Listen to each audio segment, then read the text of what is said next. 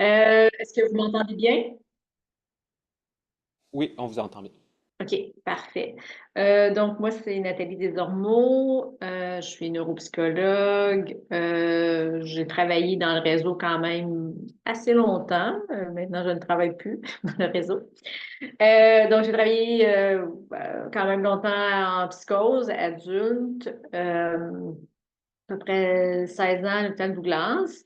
Donc, j'étais neuropsy, donc appelée à faire des évaluations neuropsychologiques auprès de cette clientèle.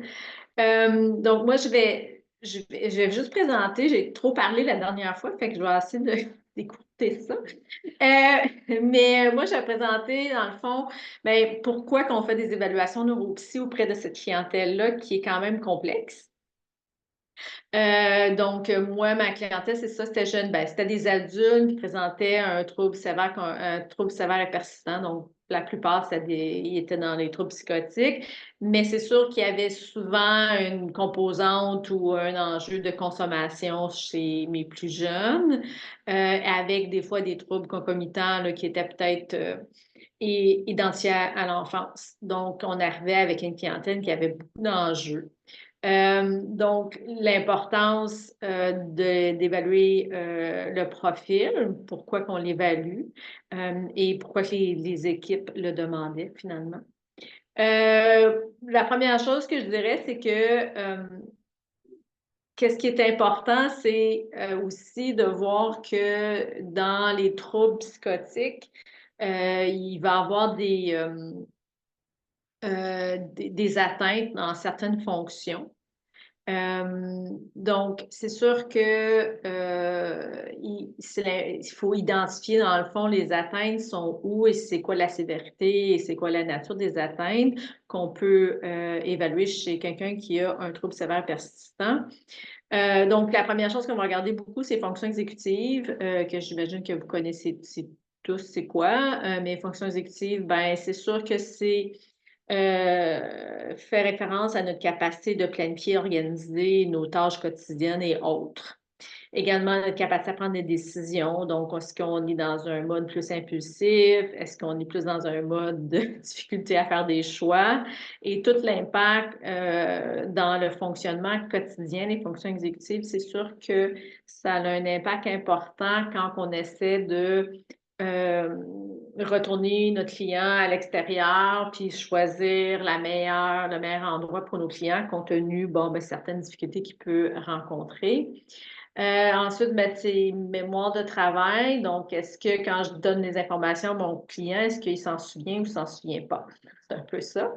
Donc, c'est un peu important. Donc, il faut s'assurer que quand on travaille avec notre client, ben, s'il y a des difficultés au niveau de la mémoire de travail, au niveau attentionnel, mais ça se peut qu'il va faire des oublis s'il n'y a pas de support visuel pour se faire des rappels. Donc, c'est important de prendre ça en considération. L'autre chose qu'on va regarder beaucoup, c'est la vitesse de traitement de l'information. C'est quoi? Ben, c'est assez simple, c'est une capacité de suivre une conversation ou autre et de ne pas perdre des informations. Donc, c'est comme essentiel la vitesse de traitement d'information pour la prise de décision des apprentissages. Quelqu'un qui a une vitesse de traitement d'information qui est plus lente va perdre des informations, va être lent à répondre aux demandes ou même lent à ça peut être une demande qui est visuelle et qui est même plus moteur, c'est-à-dire à un mouvement X. Là. Donc, c'est vraiment un ralentissement général qui peut avoir un impact grand sur notre capacité d'apprentissage. Donc, ça ralentit ou ça rend l'apprentissage, ça prend plus de temps. Donc, il faut être plus patient, je veux dire ça comme ça. Bon, puis les fonctions cognitives sociales également, là, qu'on va parler, puis cognition affective, donc notre capacité de réguler nos émotions, est-ce qu'on a une tendance à être plus en retrait, est-ce qu'on a une difficulté avec les interactions sociales, de bien décoder qu'est-ce qui se passe, de bien décoder le message. Donc, c'est des choses qui vont être évaluées en neuropsy, du moins c'est ça que moi je faisais. Euh, c'est sûr que les interventions, c'est-à-dire que moi, une évaluation neuropsy, il faut que ça serve. Euh, et il ne faut pas que ça aille juste dans le dossier médical ou dans le dossier X, puis ça donne là. ce qui peut arriver des fois. Donc, il faut que ça soit orienté vers quelque chose et il faut que ça soit orienté pour le bien du client, mais aussi pour épauler l'équipe qui va travailler avec ce client. Donc, c'est pour ça que moi, je trouve qu'une évaluation neuropsy, il faut que ça soit bien ciblé. Il faut vraiment comprendre bien, pourquoi qu'on fait une demande. Pourquoi qu'on demande une évaluation neuropsychologique? Parce que au public, je trouvais un des enjeux, c'est des fois, on ne sait pas quoi faire, on va faire une demande pour une évaluation neuropsychologique, mais en même temps, est-ce que c'était toujours pertinent?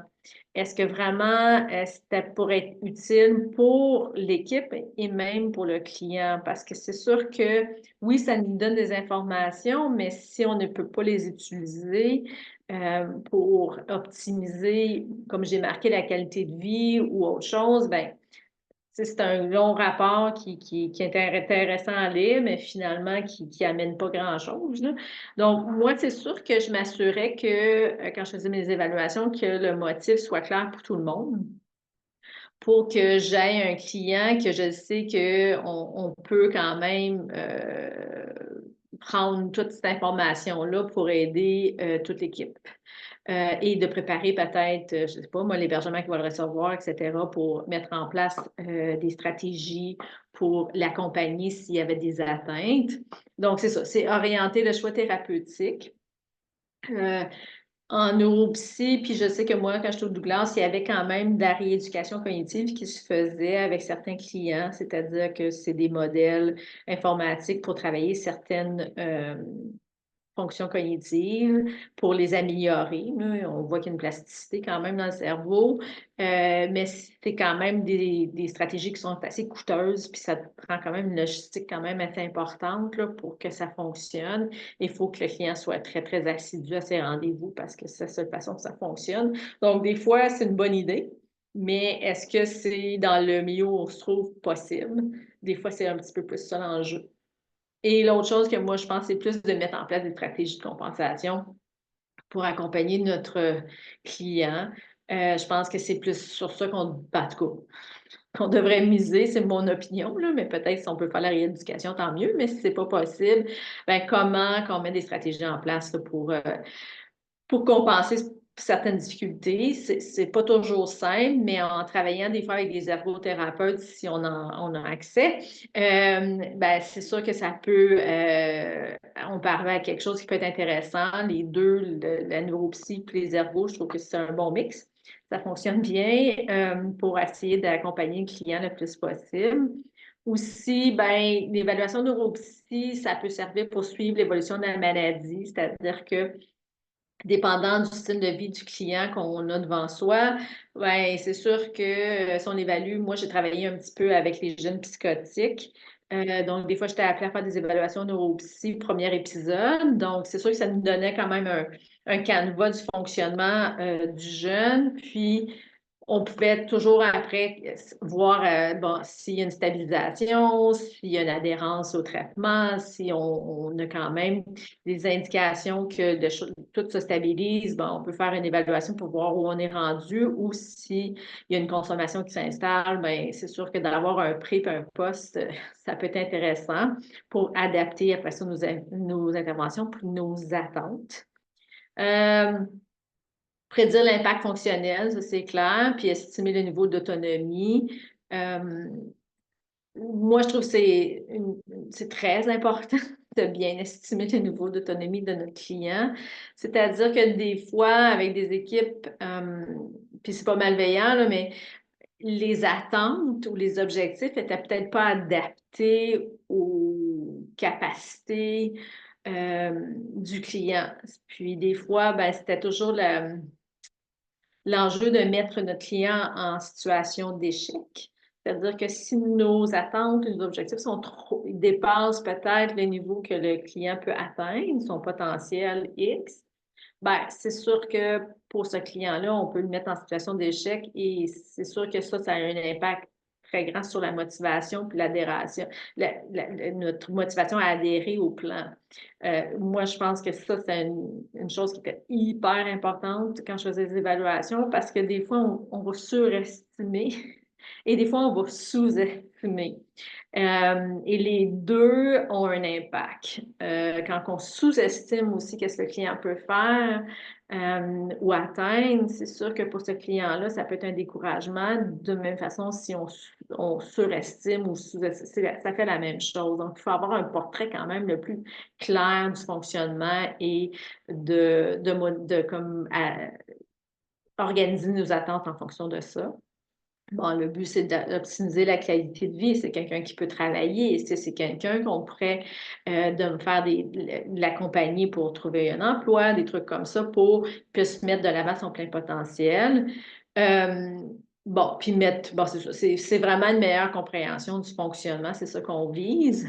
Euh, puis, c'est sûr que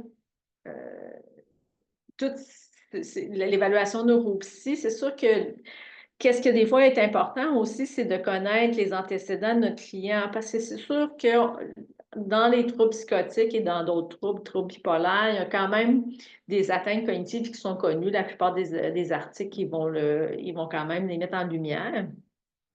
Mais c'est sûr que si on a un trouble neurodéveloppementaux, donc si j'ai un jeune qui a un TDAH, qui a un trouble d'apprentissage, même un trouble du langage, et là, on a un trouble sévère persistant, on a une toxicomanie, c'est sûr que le portrait va être quand même beaucoup plus important et le trouble du langage, par exemple, un trouble du langage, ben, c'est sûr que ça a l'importance parce que ça vient jouer beaucoup sa communication. Est-ce que mon client comprend vraiment qu'est-ce que je lui dis, puis qu'est-ce qu'il comprend? Donc, c'est important de savoir s'il y a des troubles neurodéveloppementaux qui sont également font partie du profil parce que c'est sûr que ça peut emmener des informations très, très pertinentes pour pourquoi peut-être mon client n'adhère pas. Est-ce qu'il vraiment il comprend qu'est-ce qu'on essaie de lui dire? Est-ce qu'il y a une intelligence limite? Donc, c'est toutes des choses qui viennent aussi nourrir le plan d'intervention, nourrir nos discussions, puis aussi nous éclairer sur ben, pourquoi telle chose fonctionne peut-être pas quand mon client retourne à l'extérieur, puis il y a de la difficulté à gérer son quotidien ou d'autres choses. Donc, c'est sûr que les trucs concomitants, puis notre style de vie, il va avoir un impact assez important sur les fonctions cognitives. Et de là, l'importance de vraiment comme bien comprendre et de bien cibler et d'avoir un portrait le plus précis possible. Quand c'est possible, je sais que les neuropsies, il n'y en a pas partout, là, surtout dans le réseau, mais si on a accès, c'est sûr si on peut demander une évaluation si ciblée pour un client qu'on a l'impression que ça va être très profitable, compte tenu que c'est quand même, en tout cas, je ne sais pas dans toutes les régions, mais des neuropsies, c'est des denrées rares, là. Surtout en psychose adulte, il n'y en a pas des tonnes. Donc c'est un peu ça. Je sais que j'avais 20 minutes, je pense. Pas sûr. Environ, Donc, il vous reste encore du temps. il reste encore du temps, mon Dieu, c'est le fun. J'ai pas dépassé mon temps. Donc, c'est un peu ça. Moi, c'est ça. Je pense que je sais pas, tu sais, moi, j'aime toujours des questions quand je fais des présentations. Euh, Moi, je pense que il y a l'évaluation des fonctions cognitives chez les clients qui ont des problématiques euh, importantes. Moi, j'en vois l'utilité. Je trouve que des fois, on voit pas nécessairement à quoi ça sert, mais c'est important. Puis c'est important aussi pour que le client également sache aussi c'est quoi les difficultés, puis expliquer aussi. Peut-être qu'il y a des choses qu'il a l'impression que pourquoi qu'il y a de la difficulté peut-être à adhérer à certaines choses? Est-ce que c'est un manque de volonté ou c'est plus parce que, bon, au niveau des fonctions attentionnelles, il fait des oublis, il y a de la difficulté à intégrer la nouvelle information? Pour moi, c'est important parce que s'il y a une capacité d'apprentissage, il faut moduler notre approche en fonction des limites. Nous, on a une façon d'apprendre, si on n'a pas d'atteinte, c'est beau, ça roule tout seul, mais quand on a des atteintes cognitives, ça roule moins bien. Donc, de mettre en place des stratégies, que ce soit, tu sais, quelqu'un qui a une mémoire de travail auditive qui n'est pas bonne, mais du support visuel, c'est nécessaire pour s'assurer que ce client-là intègre des informations. Euh, Et ça, pour moi, c'est essentiel quand on essaie de travailler avec quelqu'un. Parce que des fois, si on ne connaît pas bien son fonctionnement, ben, on passe à côté peut-être de quelque chose. C'est pas parce qu'il ne veut pas, c'est peut-être parce que qu'est-ce qu'on lui demande surpasse ses capacités ou ne sont pas bien adaptés à ses limites. Que ça soit en psychothérapie, que ça soit, peu importe c'est quoi l'intervention, il faut connaître le client sur toutes ses coutures. Donc, de là l'importance, je pense, d'avoir des profils qui suivent le client. Et la semaine passée, il y a quelqu'un qui a une question qui a été posée, ben qui qu'on choisit compte tenu que les neuropsy, il n'y en a pas des millions, là. Ben, c'est toujours l'enjeu. Il faut quand même avoir quelqu'un qui est motivé à faire l'évaluation puis qui en voit la pertinence. Parce que sinon, ben, ça ne servira pas à grand-chose.